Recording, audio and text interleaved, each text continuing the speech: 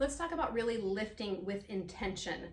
It is so easy to just go through the motions when you are lifting, especially with bicep curls. So that's what I'm going to show you first. I'm going to pick up a pair of 5-pound dumbbells and show you how easy it would be to not really even hardly flex your muscles, but still do the motion, and how ineffective that is for your strength training.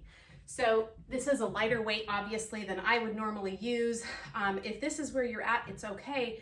But what's important is that you actually focus on the curl. So this is not doing a good bicep curl, either bouncing back and forth or just kind of going through the motions and not really thinking about flexing your muscles. Okay, you can certainly do that with a lighter weight, but if your weights are too light, it's very easy to just kind of fling them around. So it's best to pick up something that is heavier and better suited for you. However, if you want to, you can stay with the same weight, but really focus on what you're doing. So you can raise with intention and squeeze your bicep. You can also lower with intention. There is a big difference between this movement and this, okay? So if I were to go up to 15-pound dumbbells and do that same movement, it's not gonna be as easy to fling them around. When in fact, what I would have to do is I'd have to like swing my body to get them up and down, but that's not good either. So what you wanna focus on is using your biceps to bring them up and using your biceps to bring them down. If that means slowing your reps down and getting less reps, that's okay. So that's just one example of really how to focus on using your muscles wisely while doing your workouts to get the best benefit.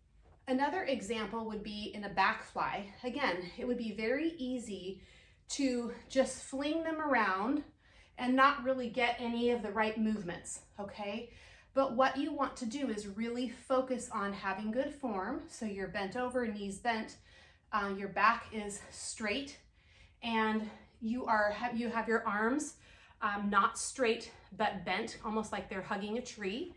And you are focusing on squeezing your back muscles and then coming down slowly and resisting the movement coming down. So again, these are 5-pound dumbbells, just to give you an example, but you can go up slowly and you can come down slowly instead of flinging them and just going fast to stay with the tempo of the workout.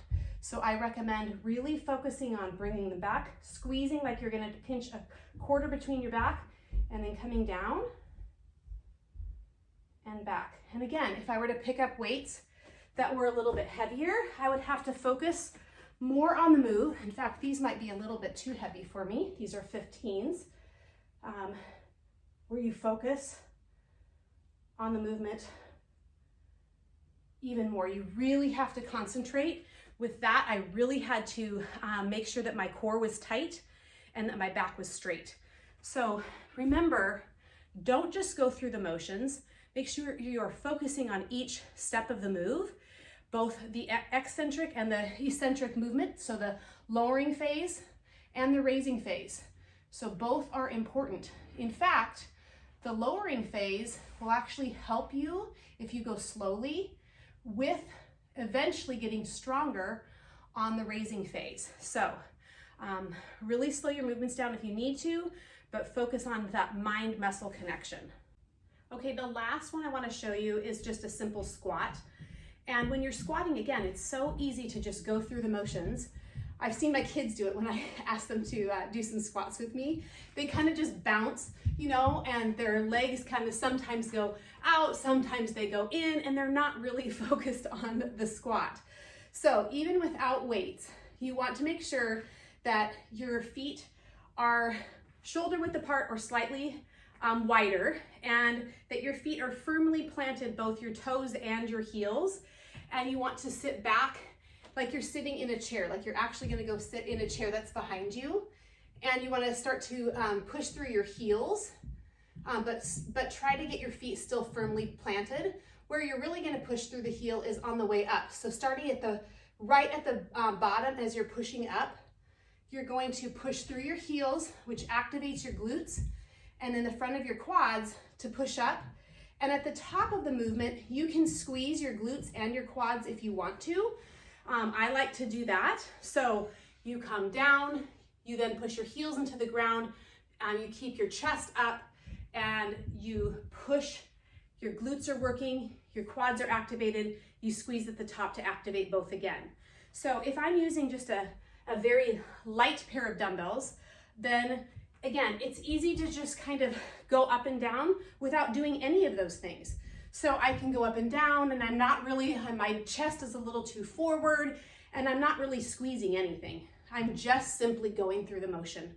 Okay, but with these same weights, if I really focus on sitting back, having both of my feet firmly planted, then really using my heels to push the ground away, flexing my glutes and my quads, and then coming all the way up, that's a big difference.